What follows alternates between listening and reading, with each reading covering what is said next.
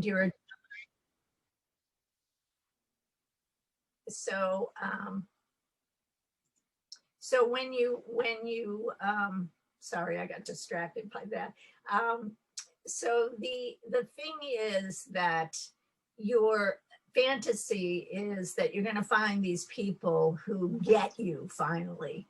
You know, no one in your birth family, no one in your adoptive family really got you. And so your fantasy is that this is going to be different. This is going to be very different. And sometimes it is, and sometimes it is for a little while. But I think what's important is that it's important to build relationships. They're not automatic. They just don't start out of nowhere. And I think that makes people feel insecure, and it often makes people feel like they're not getting what they really wanted. And sometimes the initial connection is, you know, an initial connection. And I think everyone is feeling a little awkward, and it's difficult for them. So that initial moment gets, I don't know, people sometimes believe that's how the relationship is going to be. And that's not necessarily so. I think that, you know, it takes work to be in a relationship. So, you know, the thing about search and reunion is people don't think much further than reunion. So you meet and that's it, and everyone's going to live happily ever after. But that's not how life is. That's not how the world goes. That's not what's happening. And, you know, depending on the levels of trauma, the complexity of trauma that everyone has, and depending on the mental health of everyone involved, it can be very, very complicated.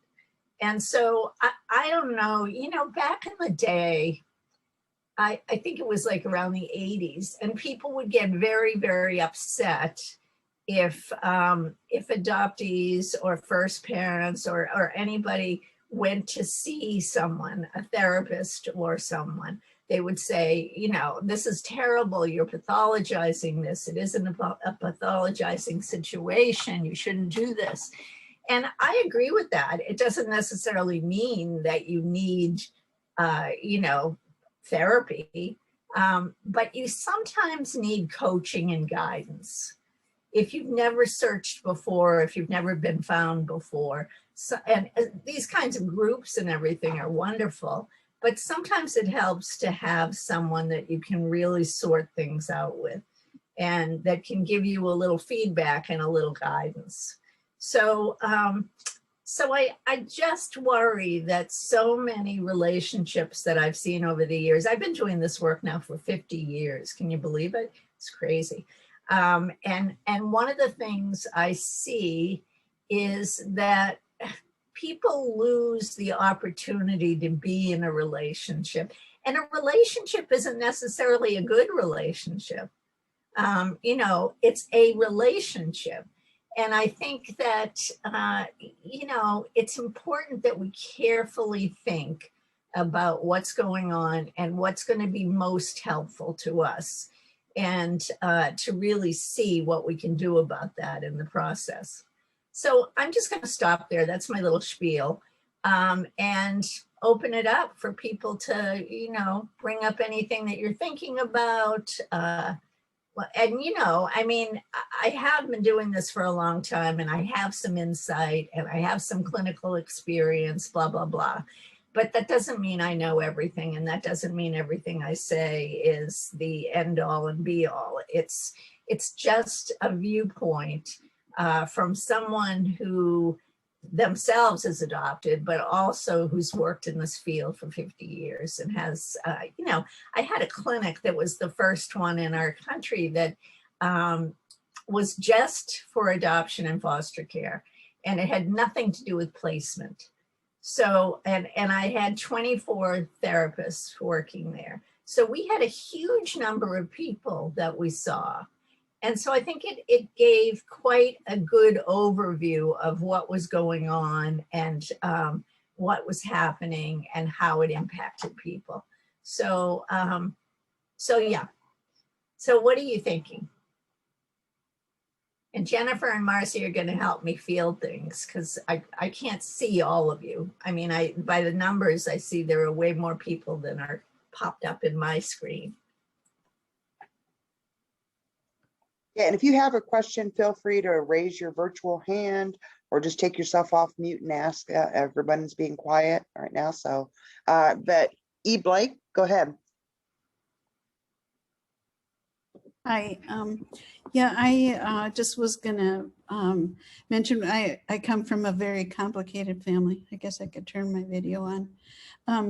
And there's 4 of us sisters who all were removed from our family at young ages and in foster care, and then wards of the state and adopted. And we're meeting for the first time we've ever all 4 been together, and one of the sisters has never met the other sisters except me. So it's going to be a week that we're staying in a house together. And it is a little challenging to think about because we all grew up with different kinds of families and different values and don't know each other. So any tips? Yeah. Tell me, what kind of a house are you staying in? Like an Airbnb. And how many bedrooms? It's got 1 for each of us. Oh, good. Because you need your own space. You need to be able to go away and to just sort of let things flow. You know, I think it's hard to be doing this, but I think it's a good thing. One of the things that I was going to say earlier is the closer you live to each other or the more often you see each other, the easier it is to develop a relationship. When you're not seeing each other very much, it's every time is like a new time. So I think that this is a great thing that you're doing. Maybe you need to set some ground rules. You know, just to let people know that everyone is, I mean, you were all in foster care, you all have post-traumatic stress, you're all triggered by various things. And, you know, the chances of you getting triggered during a weekend in this Airbnb are pretty good. So I think it's important for you to figure out how to have some ground rules. You know, people may not mean to be saying something that's triggering, and they don't know each other very well, so they don't know what triggers each other. So it's really important to respect people's need for space. And you're not being, you know, you're not just ignoring people if you say, excuse me, I need to go and take some time to myself, or I need to go take a walk. You know, because some people are going to feel, you know, that you're dissing them or something. And really the truth of the matter is that you're taking care of yourself. And maybe you sit around in the beginning and figure out you know, what you're going to do if you're triggered. B, what are the things that you would like from each other? And, you know, how would you like to do that? Can you, you know, 4 of you is a lot. I have 6 brothers and a sister who I didn't grow up with, but I've known them for 50 years. And the thing is that my relationship with each of them is entirely different. And when we're all together, we're not really all together. I mean, we're in the same room or whatever, but there are certain ones of them that I have a much closer relationship with. So I think it's very important to figure out how you're going to negotiate all of those kinds of things. What do you want to get out of this time? And what do you want to make sure to avoid? Do you want to tell stories? Like, who's the oldest one? I am. Okay. So you have more conscious memories. What were you, about 4 or 5 when you left? No, we were each removed at different times, so we didn't know each other as children, and I was just the first out, and then more were born, and then they were removed also. So two of the sisters did grow up together, but they were in foster care till they were about 4. They're very close in age, like 9 months. And so they do know each other. But as in general, and it's been a long time because none of us are young now. So. And you've met them all individually, but you've never all. I'm the only one who's met them all. There's one youngest sister who the others haven't met. So, and then we had a brother that passed away younger. So 2 of the sisters will never had a chance to meet him. Well, think about whether you want to tell stories about what each of you have gathered and learned about what happened.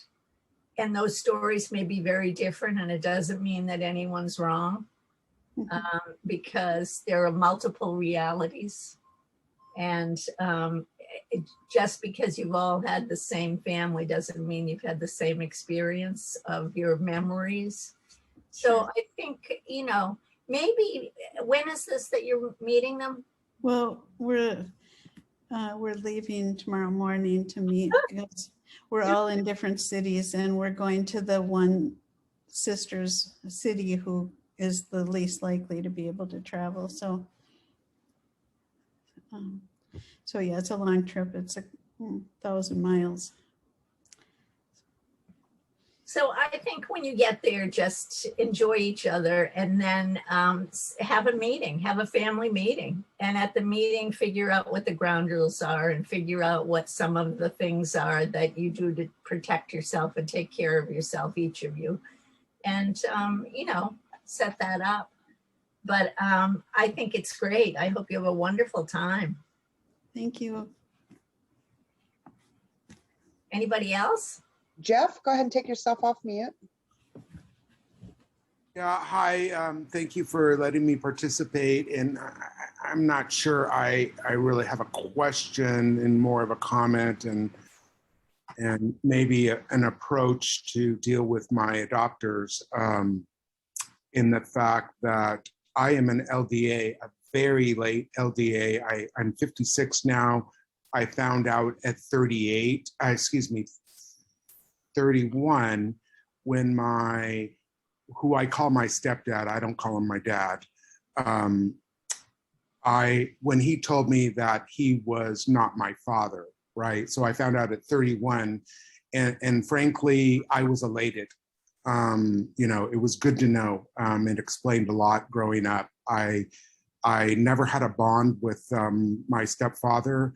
And basically my mom, who's my bio mom, and I also call her, kind of my A mom, because she gave the baby up, but kept the baby, and then, pretended that, my stepdad was my real father and all this stuff. And, she was never going to tell me. And so, kind of fast forward, I went through, at that time, I said that, I didn't love the father that I grew up with, sort of why would I want a second father, was kind of like my philosophy. And so I sort of went through life, and then in my late 30s, and my mom gave me the wrong name, for my dad, and she still has my original birth certificate, and she can't find it, right? And, everybody in the family knew, and so on, right? And so I'm, rather estranged from what I call my adoptive family, including my biological mother, because in my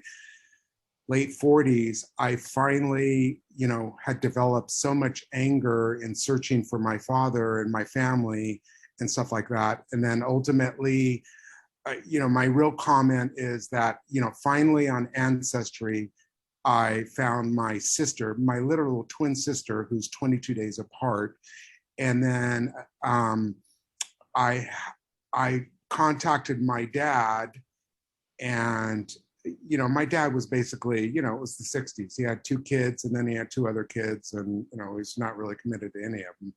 But, I carry so much anger for them hiding everything you know, and I could have found my father, you know, decades ago. So, but my comment is that in reunion, I didn't have a manual. I didn't know what to do.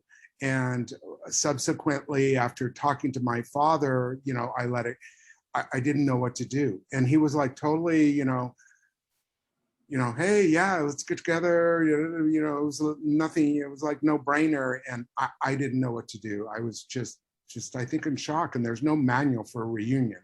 Apparently there is, but at that time I didn't know it. And then now he's, you know, for his own life issues, sort of disappeared from the family, went to Mexico, you know, he's homeless, this and that. And I'm in reunion with my sister, who I speak to every week. I'm in reunion with my brother, who's in Arkansas. We're twins. It was like we grew up together. So I have this bond. And then I have another sister, Anna, in Arkansas as well. So on my father's side, I'm very, very close with my sisters, getting to know my Aunt Anna.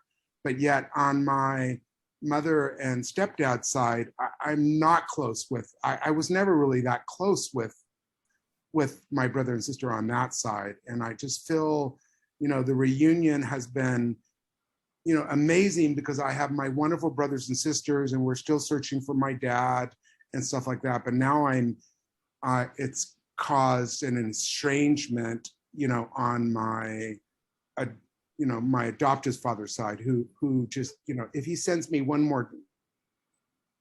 Jeff, I just wanted to say a couple of things so that we can, you know, give you some feedback and then make sure that we move to some other folks. But one thing is this manual, which I don't know what it is, but I have to say I'm not a fan of manuals, because one size doesn't fit all. So I don't think there is any manual that's worthwhile.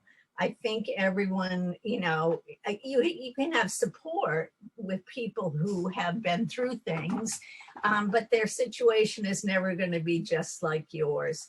The other thing I wanted to make sure to tell you, Jeff, is one more text message. And what is it? One more thing that I wanted to tell you, Jeff, is that you can get your original birth certificate very easily. Okay. It was your mother who raised you, your birth mother. Correct. And so it's not locked and sealed. It's available. And you don't have to, she doesn't have to give it to you. You can go and petition the court or go to the city hall or whatever. And Okay.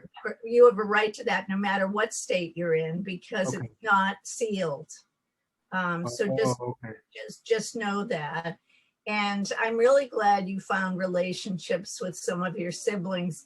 It seems to me, Jeff, that you're very, very rightly so angry at the secrecy and the lies that were told. And the identity. Yeah. And the identity. So you're not going to be very happy with that older generation. And I'm glad you found, you know, your cohorts who you can really relate to. And I think that's really important. So I'm glad that you found that. Thank you. Sorry to have taken so much time. No. I just want to make sure we give you something and then move on. Thank you. Are there, I see. Yeah, go ahead with Claude and then Darren and then Kelly. So we've got 3 lined up for you. Okay. Just a real quickie, Joyce. Jeff, Yeah. did your stepfather adopt you? Yes, but I don't call him that. Stepfather? Yes, he's really my. I'm talking legally. Legal adoptive father, but since I found out, I've never called him that, except. I'm just talking about the OBC. Yeah. He In really. relation to the OBC. He's really my adoptive father. If and he is legal. Yeah. Right. But if he legally adopted you, your Yes. OBC is sealed. Just wanted to put that out there. Thank All you. right. Yes, I because hadn't with a thought legal about that. adoption, you're sealed. Yeah. Yeah.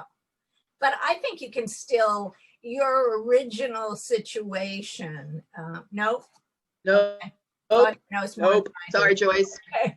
No, that's great. That's Sorry. Yeah. Hard no. yeah. I just refer to him as stepfather, not father. So. Okay. What state are we talking about? California in my case. Oh, ouch. Nope. All right. Darren, go ahead. Hi, Joyce. Good to see you. Good to see you. So I've been contemplating reaching out to my birth mother, and I broke off contact with her almost 6 years ago on our 20-year reunion anniversary. I just had enough of the judgment and criticism from her, and I'm still in contact, mainly on Facebook, with her youngest son, my half brother. Is there any advice you have as to offer? Is it worth reaching out again? Because I look back at some things that I did in the reunion and things that I, in hindsight, would have done better and felt bad I did, but I broke off contact mainly to protect my own sanity and serenity, because I would get angry emails or letters from her out of the blue for no reason at all. And I just wondered if, from your perspective, is it worth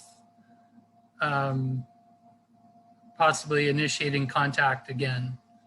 Well, I don't think anyone can tell you that, Darren. I think you need, really, what do you hope to get out of a reconnection? I guess my ideal hope would be to have some sort of peaceful contact. And I know I can't control what she does. I can only control what I do.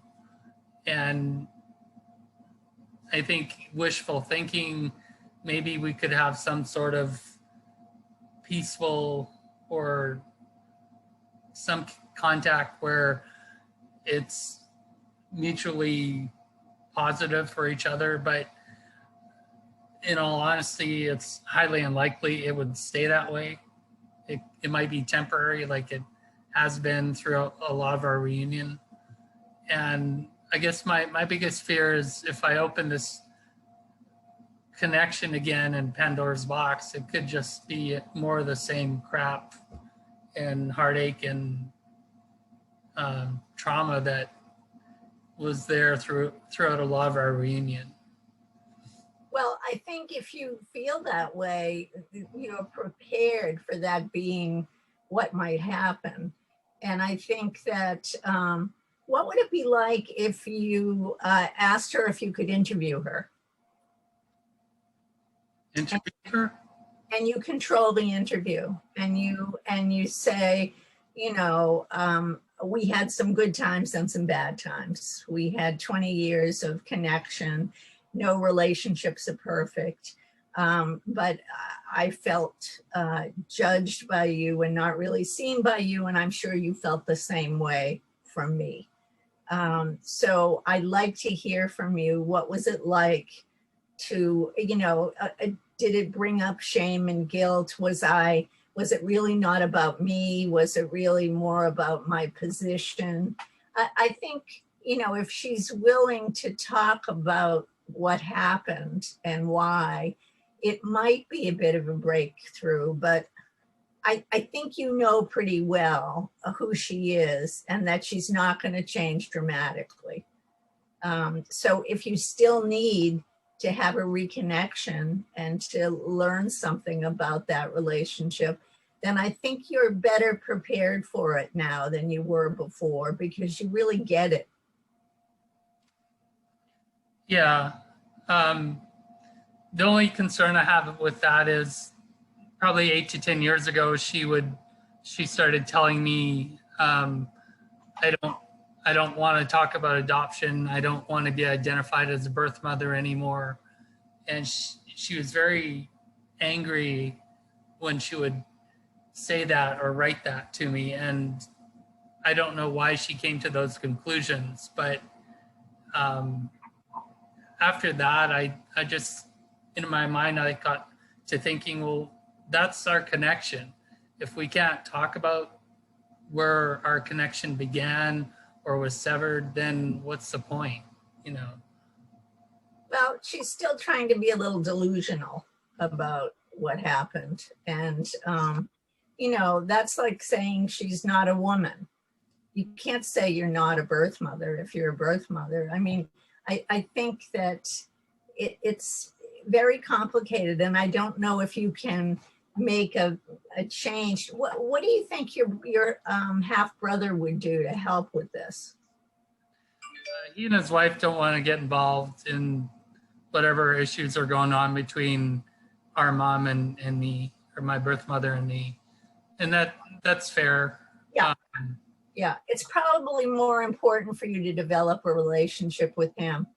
And he knows her better than anyone. He grew up with her, right? Yeah. And when she goes off on a tangent or whatever, he and his wife just say, she says something, it goes in one ear out the other, and they kind of tune her out or ignore her, basically. Yeah. Yeah. So I don't know. I need help, Marcy and Jennifer. I can't see hands. Okay, no problem. It's Kelly, and then it is Linda Hullett, and then it's Chalyn, it's Spark, and then it is Sandra. So you have 5 lined up. Okay. So go ahead, Kelly. Hi, thanks, Dr. Joyce. My question is, I reunited with my birth father a little bit over 2 years ago, and it's been really intense in that he's been really welcoming to me, and we've actually taken like a long trip together, and that was its own bag of crazy worms, a lot of processing. He loves to process. He's that kind of person, right? But I feel after 2 years, we're kind of reaching like a non-intense point. So I guess my question to you is, how do you continue the relationship? I'm having a hard time, like with the intensity of the relationship at the very beginning, and then now where it's kind of evening out. Like it's almost like we have to fight occasionally to like reignite the intensity. So I was just wondering if you had any thoughts about that. I do. I think that there's an affair-like quality to reunions. And so when you're having an affair, it's all very dramatic and wonderful. And then when the relationship just becomes the relationship, it gets a little boring, and it gets a little, this is life. You all know this from relationships you're in or you've been in. And basically, you're at a point where you really have to renegotiate the relationship. It's not a surprise anymore. It's not, you're you, he's him. You need to figure out what kind of relationship you want to have and ongoing. And that relationship is going to be, a lot of times it's going to be annoying. A lot of times it's going to be boring. A lot of times it's going to be great. But that's what relationships are like. This is what I mean by in reunions, I think people often forget that your fantasy of this relationship isn't the relationship. And you had such a nice beginning to that relationship, Kelly, that you think that fantasy is how it should be. But that's not normal. No relationship stays the same in that way. It just doesn't. So I think you guys have to negotiate what kind of relationship you want to have going forward. Yeah, the thing is, like, and I think Jeff alluded to this with his father being from the 60s. My father was a very good-looking professor on campus who basically had sex with like as many people as he could. I have half brothers out there. So he'll say things that trigger me. And that's what I don't want going forward in a relationship. So I've been able to be really honest with him about like when that stuff happens, and that's kind of when the fights happen. But anyways, it's just what you're saying is totally true. It's a frustrating transition that's happening right now. Well, and I think you do have to tell him what you feel and think. And you can say, you know, that was then in the 60s when you were a professor and all that stuff was going on. But now it's the Me Too movement, and it sort of horrifies me that you, you know, that you took women so lightly. And I think you can have that conversation with him, and you know, he's an intelligent guy. He was a professor. He's, you know, so he has to get that. He's a human. He's having a hard time reconciling that he's no longer that person. Right, right. Well, I think you're going to work it out. I think you just need more conversation, and he likes to process away, you know? Okay, thank you so much. You're very welcome. Marcy, you're muted. It's me. Linda, go ahead and ask your question. Where are we? Linda. I don't see Linda. Oh, Linda, over here? Can you hear us, Linda?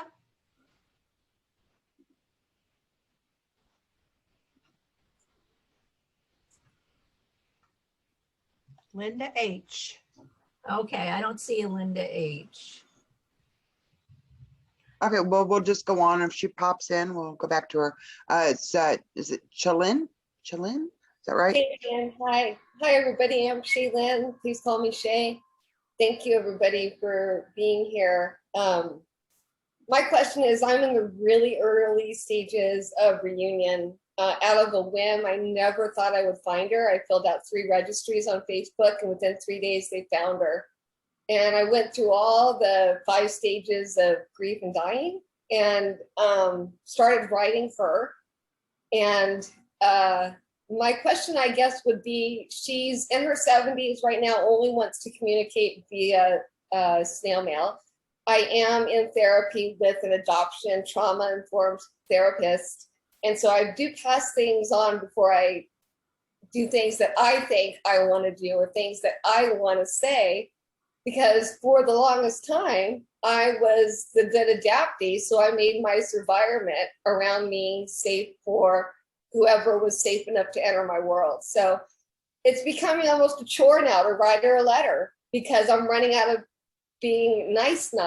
I want to get into the nitty gritty of things. And what I'm finding out is I'm really still very hurt. I'm still saddened, and I'm still grieving my adoption. How long do I have to be the nice adoptee before I really tell her how I feel? Well, it depends on what your goal is. It's not to hurt her. It is not to hurt her. Okay. So if your goal is just to be honest about yourself and your feelings, then that's fine.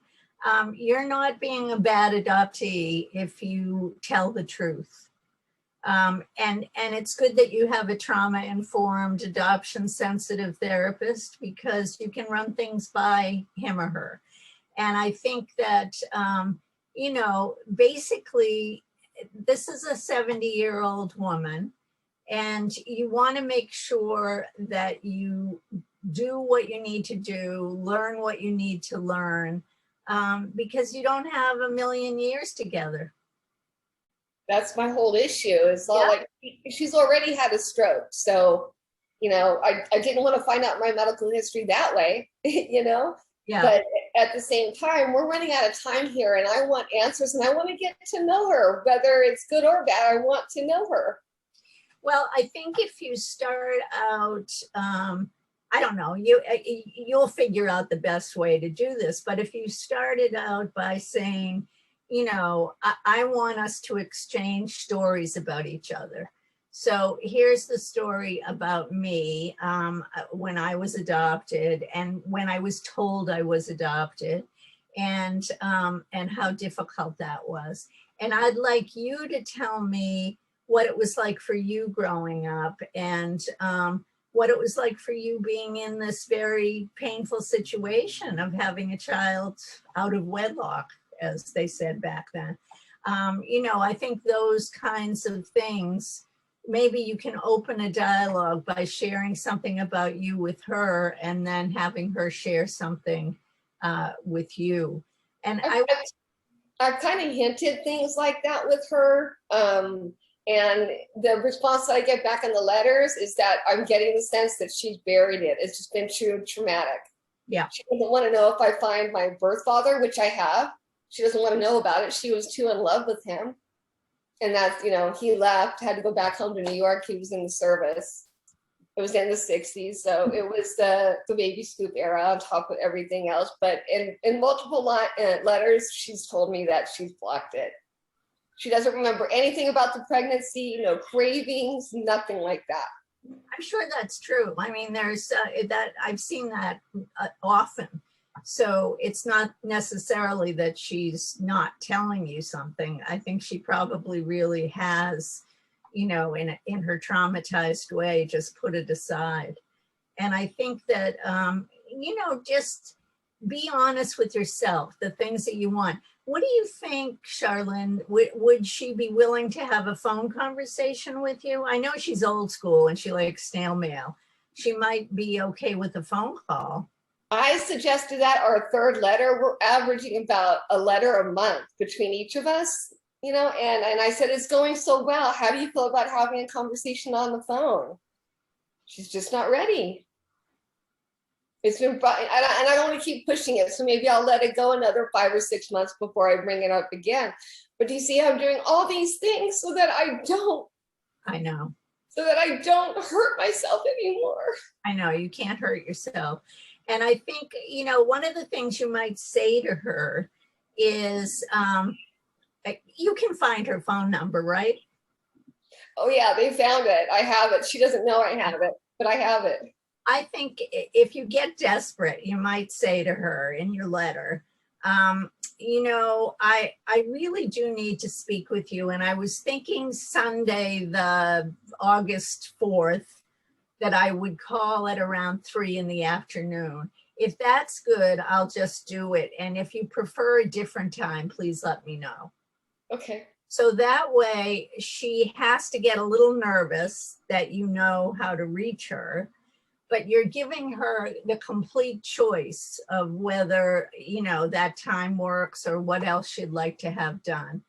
But I think you do need to take some risks. And the big risk, Charlene, is that she might just disappear. And right. I think that's what you're afraid of in some ways. But if that's going to happen, you know, you're getting, is there someone else who knows her who you know? Have you met any siblings or any, no? I did have a cousin, which would be a cousin of mine. He'd be my cousin. He reached out to me unbeknownst to her. And I texted him back saying, wait, did you ask her if you could speak to me? Because we have a unique relationship. And then he paused and he came back, okay, I just asked her. And I said, okay, so you lied to me. Okay, that's cute, but that's the only person that I have right now on both of our sides. Well, you know, he may be able to give you some information and some insight. Good idea. And I think as long as you're honest with her, you can say, oh, wow, I heard from this cousin. What do you think? Are there any things you would want me to not say to him? You know, give her a little bit of power, but this is really your life that you're trying to figure out. So I think it's important that you get support around that. Thank you so much, Joyce. Thank you. You're welcome. Okay, Spark, you're up next, and then it is Sandra, and then Kathleen. Thank you. First of all, this is amazing to hear people's stories. I'm really that part of this is really helpful. So thank you already to people who have shared. My question is that I am this weekend going to be meeting my birth family for the first time. I have met them all on Zoom over the past 2 months, had meetings with them, talked to them. My first mom died about 12 years ago.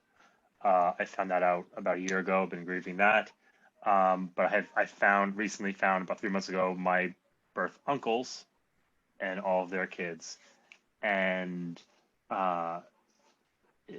everything, a lot of similar themes, like don't feel connected to my adopted family. These people actually, like, in terms of their professions and their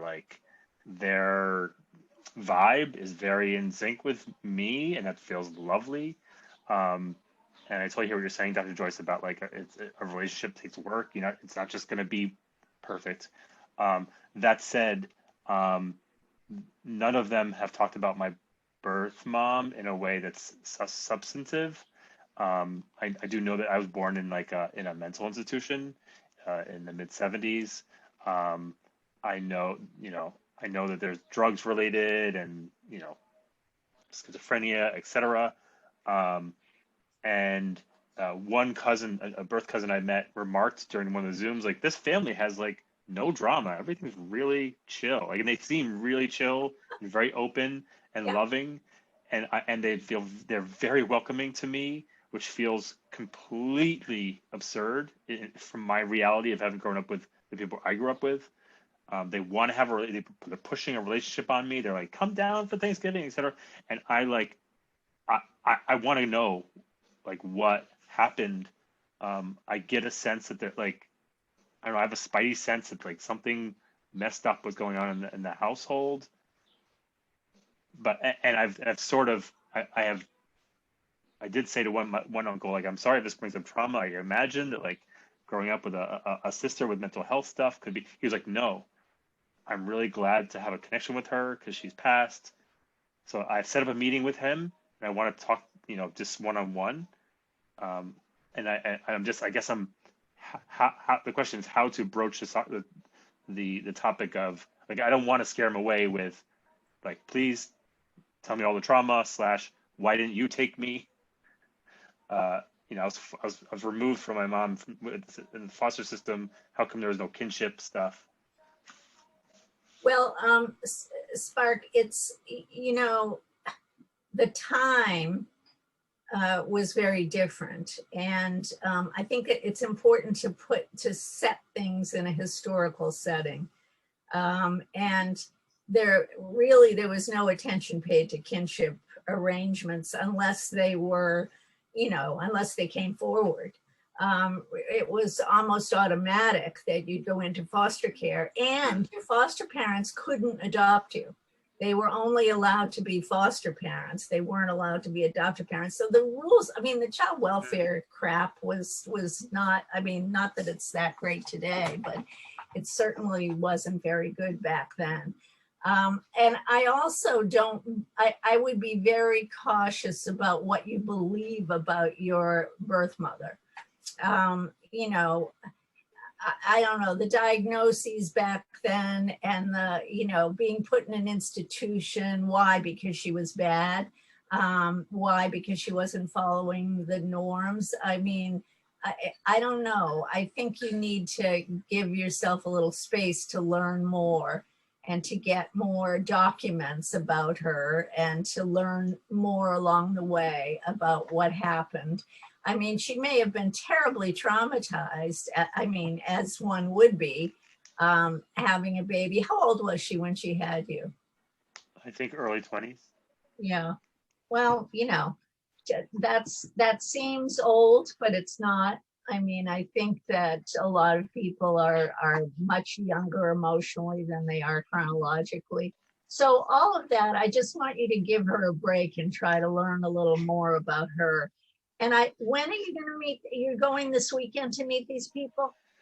Yeah, I'm driving down to DC to meet. They're having a family reunion and / meet our long lost relative. So here's the thing. You are going to be completely and utterly overwhelmed. I already am. These people already know you. You're one of them. They'll recognize things about you. They'll, but you are going to be in a crowd of total strangers who happen to be your relatives. And some of them are very, very nice, and some of them may not be. We don't know. What I would love to have you be able to do is to set up individual meetings with some of these uncles and some of these folks. And, you know, say, I really need to have one-on-one because this is going to be overwhelming for me. So could we have coffee, or could we have lunch, or could we have, you know, I've done that with one uncle, and like I would intend to with some of the other folks. So yeah, for me, it's like when I'm sitting there, like I know that I like, you know, as people are talking, I'm like, I'm a little bit new to this whole adoption stuff. I'm like, oh yeah, I do have trauma, right? And I dissociate, and I leave my body. I'll be sitting there. I don't know what I'm going to say to him. I mean, I've started to write per my adoptee group. They've given me some ideas for things to write down so that I can leave the meeting having asked what I want to ask. right. But like how to ground myself in the, like, this is really happening. I don't need to, this person isn't going to eat me. Like, I just go into fight or flight. Spark, where are you going to stay? I'm staying in an Airbnb with my family. My whole family's going down there. Okay, With me. great. That's perfect. And your family, your partner. My partner and 2 children. I think your partner really needs a teeny bit of education about what's going to happen and what you need. I think it's really important that they be aware that they're really on a mission, because you're going to have a couple of flip outs, you know. And our marriage is also on the rocks, which is sort of a small detail, but not so. I mean, we're like,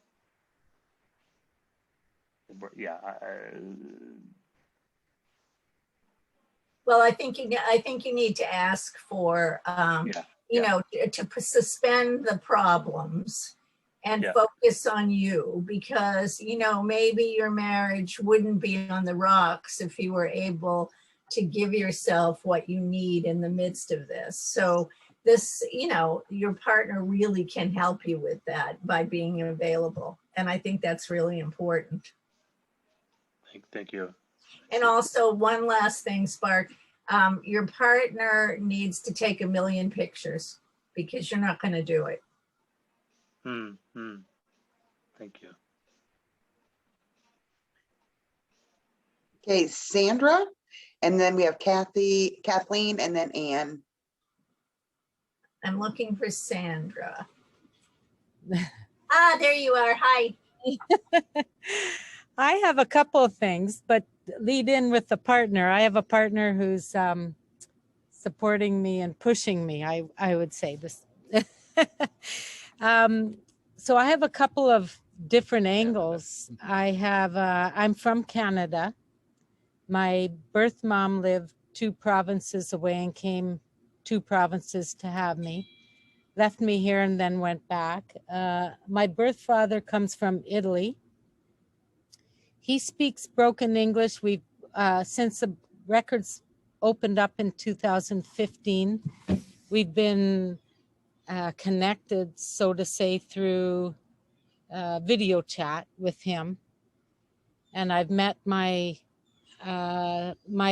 birth mom passed away when she was 50, so I met my siblings only in where they live. But a couple of things. I'm trying to communicate with 2 siblings in Edmonton. They speak no English. In Italy. They don't speak English and I don't speak Italian. We're trying to communicate through a Google app, but it's hard. Things get lost in translation. Before COVID happened, my birth dad invited us out to Italy to meet him. But now there's been no word on that. And I don't know how to express, can we come out, or like, I don't know if that's my place and how to do it. Well, I think, Sandra, that, you know, it hasn't opened up yet. And I don't think that's necessarily anything about you and him. I think, you know, it's just not easy to do that kind of travel right now. And it's getting better, but it's not there yet. I also was, where is he in Italy? He's in Reggio Calabria, like south by Sicily. Uh-huh, uh-huh. If you would send me an email, Marcy or Jennifer will give you my email, or, you know, you can find it easy enough on my website or whatever. I did a lot of work in Italy, mostly in the north, in Modena and in Bologna. But I have several people there who at least are adoption savvy. And I think you need translators who get it. I think the worst thing is getting a translator who just translates the words, because there's so much emotion attached to this. So we want to make sure that you have someone who's, you know, who's really able to help you convey things. Right. So I'd be happy to hook you up with a couple of my Italian colleagues who might be able to be helpful. And, you know, I think that's great. And I understand why. I mean, since your birth mother is not with us anymore, I think it's very important for you to be in touch with your paternal side. I think that's very, very important. And I think it's going to be wonderful when you can go and visit. But it's just, it's a drag that, and you know, Italy was hit so hard, they're being very cautious. And so, and he's very, very, very nice on the phone, but there still seems to be a little bit of I don't know who knows, this little bit of secrecy there. His two kids know, but do his wife know? I'm just not sure on the whole situation, but we are thinking that since we were invited, that people must know. Everybody in Canada does. Because everyone in Canada on the Italian side knows about me, and we've met some cousins, and they've been more than accommodating and wonderful to us. On the flip side, I have siblings here in Canada that are so very different on my mom's side. They're very nice, but they're culturally, socially different in so many ways than myself. And I'm having a hard time. It's a struggle for me to figure out how, first of all, Survivor guilt. like I have a survivor guilt almost. Yes, yeah. I'll talk. Sorry, I jump in because it's hard for her to talk. She has 3 half siblings on her mother's side who are starting off 5 years younger, and then 7 and 9. They still live together in Edmonton, but in the family home where their mom and dad, so a different dad, but I said they still live together. You would swear they were from the woods somewhere, but they're from a city, and they are filthy. Their house was like one of the dirtiest ones we've ever seen. It's just like, so that's why Sandra feels like, wow, should I feel so lucky to have been that she didn't keep me? And her birth mother died of a double aneurysm at 50. The 3 of them all got tested and didn't have it. Sandra, turns out she actually has the same aneurysm that her birth mom had, and but that's okay. It's being monitored and checked every 6 months. But these 3, it's Sandra says they're nice, but they're like so bizarrely different than us that it's very hard for her to have a relationship. You know, this is the thing about this is that you don't always get your fantasy, and this is a story, and your story. And the story is that your birth mother, we don't know what went on for her when she lost you and how depressed she was or what happened to her. But, you know, I think the best you can do with these maternal siblings is to have them tell you stories. And if you don't like going to their house and it upsets you, meet them somewhere, take them out to dinner, and ask them to tell you stories, because that's what they can give you. They can't give you anything else. And I think that's pretty important. And I think you're having a typical problem, which is the translation between the Italian family is much less difficult than the translation between this family. Mm-hmm. Yes. And I think that feels weird, but that's true. Yeah. It feels weird. That it does. That's summing it up. Yeah. Exactly. Definitely find out how to reach me so I can send you the Italians. I got to get you in touch with the Italians. Thank you. Yes. Thank you. Jennifer, how are we doing? It's Kathleen and then Ann. Okay. Kathleen. Hello, can you hear me okay? Yeah. I have a complicated situation like most people, I guess. 2 years ago, through the opening of adoption records in Indiana, I found my birth mother. And then shortly after that, through Ancestry, I found my birth father and many relatives in between. My birth mother doesn't want a relationship at all. My birth father was very happy to have a relationship with me, but he passed away about a year after us being reunited.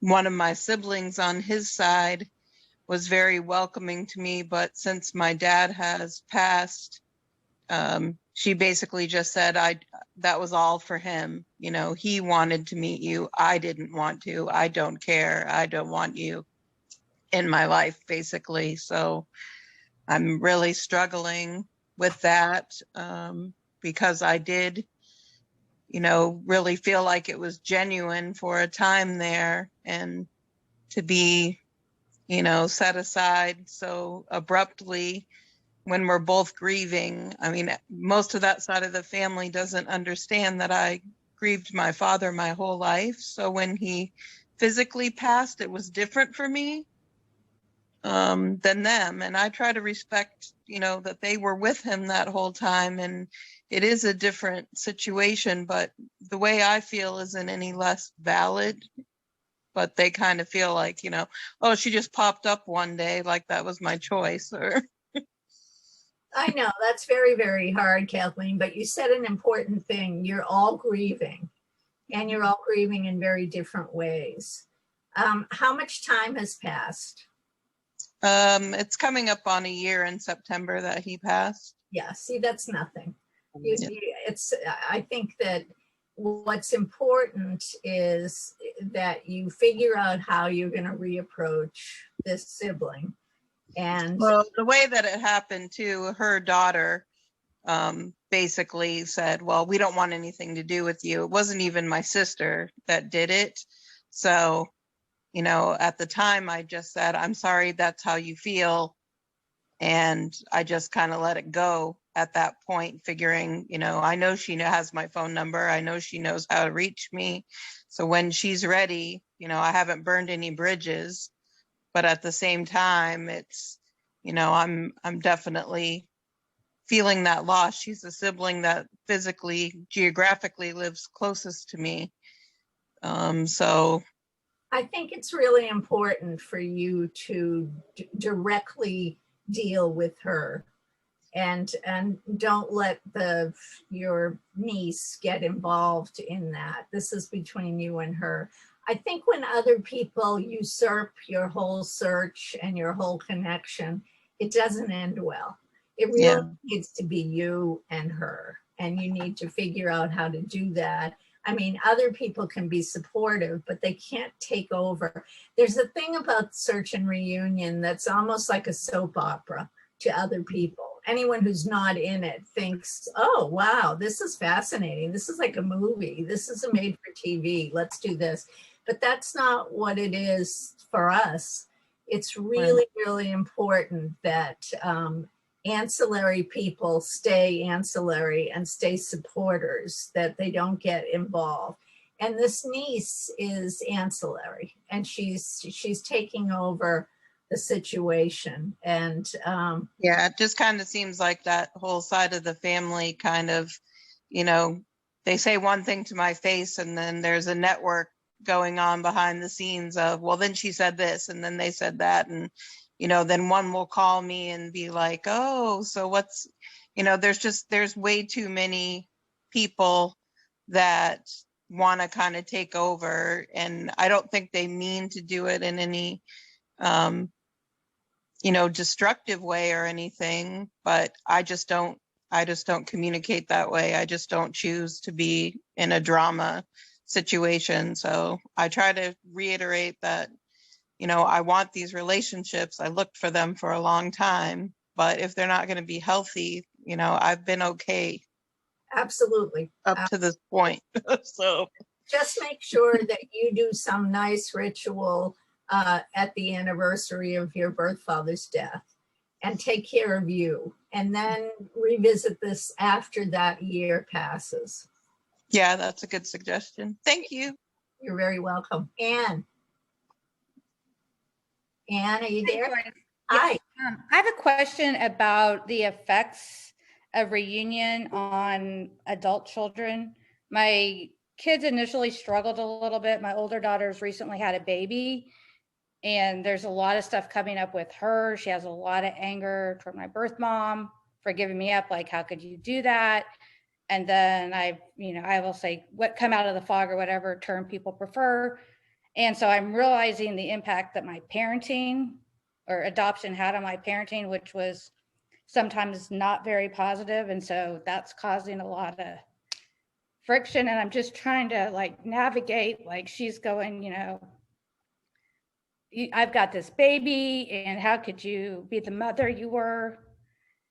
And then I see my other kids going like, why do you even want to spend time with them? And in like reunion terms, I have like a fairy tale reunion. I have a great relationship with everybody. But then with my kids, it's this big, constant upheaval. Well, they're also a little jealous. You know, I mean, you've got these other people and they don't feel related to them. It's really important to bring them in and to say, you know, to the daughter who has the baby, just say, you know how hard it was for me every time I had a baby, and I thought about what it was like, and the fact that I didn't have, you know, I may not have been the best mother in the world, but I was there and I loved you and I wanted to be part of your life in a way that my birth mother couldn't. And so, you know, all of this is therapeutic and really important. And if you would like me not to tell you a lot of the stories about what's going on, I'm happy to do that, but I don't want you to think it's a secret. I don't want you to think there's anything that I wouldn't tell you. I just don't want to upset you if that isn't what you want to hear. All right. Thank you. But your kids remind me a little bit of the niece of Kathleen, of, you know, the niece is so negative about the relationship that she's pushing it in a certain direction. I don't think that's necessary.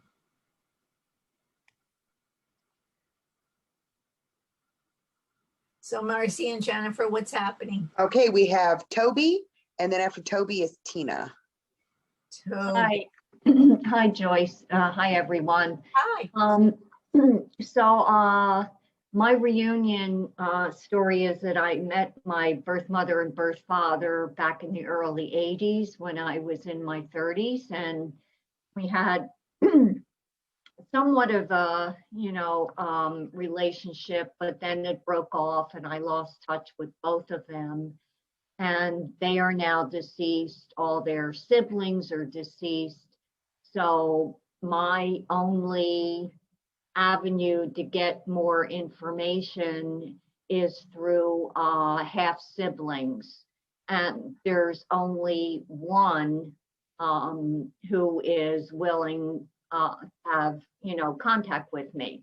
But I kind of wanted to mention two things and ask you about this. When I met my birth mother and birth father, I was so hesitant to ask a lot of those nitty-gritty questions and didn't get any information that feels so crucial to me today, like, you know, what was your relationship with my birth father? How did you come to decide to adopt me? Did you give me a name? And everybody is gone now, and I have no way to get that information. And I know for me, it was like, oh, I just didn't want to upset her. And I guess I didn't recognize at the time how important that information would be to me later. So that's one thing. So I found a half brother last October. He only wanted to communicate by texting. So I have honored that request and been very patient, you know, at keeping the pace the way he wanted and not asking for phone calls or meetings too soon or anything like that. But the opportunity presented itself recently to ask if he wanted to meet in person. He's only a few states away. And so I met him in person on Saturday. And I came away just so disheartened, disappointed, because the person he showed me who he was through texting, which is a very self-centered, it's all about him and his problems, was also the person, he was just like that in person, face to face, and he could not get engaged with me about who I was, what my life is like. When I would ask him, you know, like, I've been trying to get information from him about, well, when did you learn about me? How did you hear about me? And he cannot remember, he can't give me any kind of answer. So I know I cannot count on him to fill in any of the missing pieces. And after Saturday, I came away feeling like, I don't want to do that again, you know? He's a dead end for me. What's the point? I mean, it just felt to me like, it felt for me growing up, like, what about me? You know, what about me, damn it, you know? And you know what I think? The only way you're going to get answers now is to do research. So what I recommend is that you get the obituaries of each of your birth parents. I have all that. I have all the obituaries. Can I just finish? I'm sorry. That's okay. So you get the obituaries and you look for the names of any friends or anybody that you can contact. Sometimes the best reporters are people who aren't relatives. You know, your birth mother's best friend probably knows much more about her and about the story than her sister. So I think what's important is for you to do some research on this. That's the only course you have left, because I think that half brother isn't very useful. And I think he's just going to keep disappointing you. So, you know, and it's a shame, and you're not the only one. A lot of people don't ask the hard questions because they're being very nice and they're trying to be gentle in the way they bring things up. But now the way you can do this is by research only.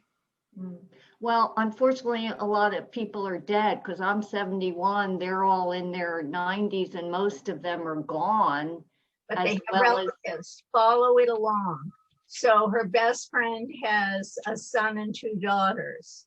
Get in touch with the daughter. I mean, you know, do whatever. This is just your research project. I'm not saying it's going to be hugely successful, but it's something for you to do so you feel like you haven't left any stones unturned. Okay, thank you. Okay. So how are we doing with time? I think we have time for one more question. Tina had a question. Tina, did you want to ask that or did you want me to read it? I'll try and stumble through it. Okay. So I'm just wondering with second rejection. So what are the chances of eventually that turning into a relationship over time? Does the part of who contacts who first impact that? And is it different with birth mothers and birth fathers? And this is totally just an opinion question for you over your many decades of hearing people's stories and experiences. I'm just curious how long you keep trying.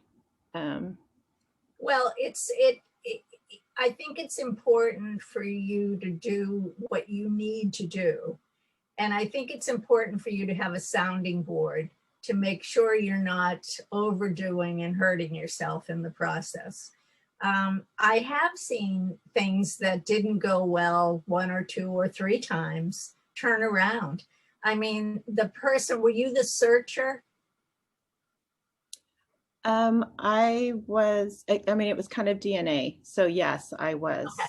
So what I find is the searcher is always prepared, has always done internal work to figure out what's going on. And the searchee is taken by surprise. And so when you're taken by surprise, it's like all the teenagers I ever worked with, I would always tell their adoptive parents, these kids always lead with no. You know, anything you asked them or wanted them to do, the answer was no. And I think the same is true of the searchees. They're not prepared. They haven't processed, they haven't taken it in. And sometimes they never will. It's true. And it depends on their mental health. It depends on the story. It depends on so many things. But it's not out of the question to see people go through changes and come around. That definitely can happen. And do you feel like it's equal between the birth father and the birth mother, that the possibility is there, or you tend to see more of a change on one side or the other? So different. It's so different. There's no way to really figure that out. Because again, you've got disposition, personality, circumstances, history. I mean, all of these things, you know, come together in some way. So I think it's very hard to answer that because it's, you know, it's so many different things. Thank you.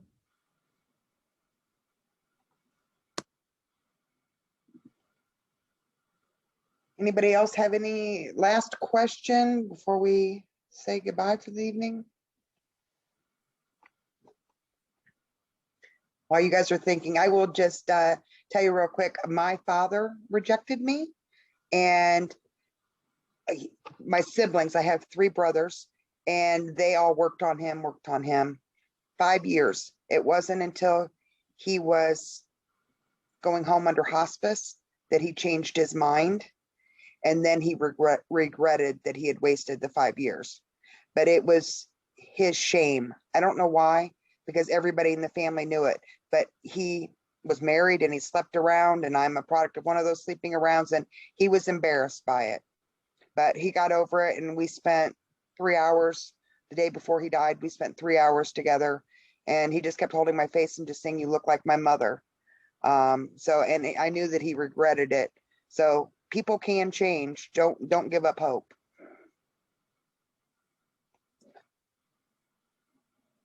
Well, I think, you know, so we're going to meet again in August. And if any of you are thinking of being here on that day, be thinking in advance of some of the kinds of questions and things that you have.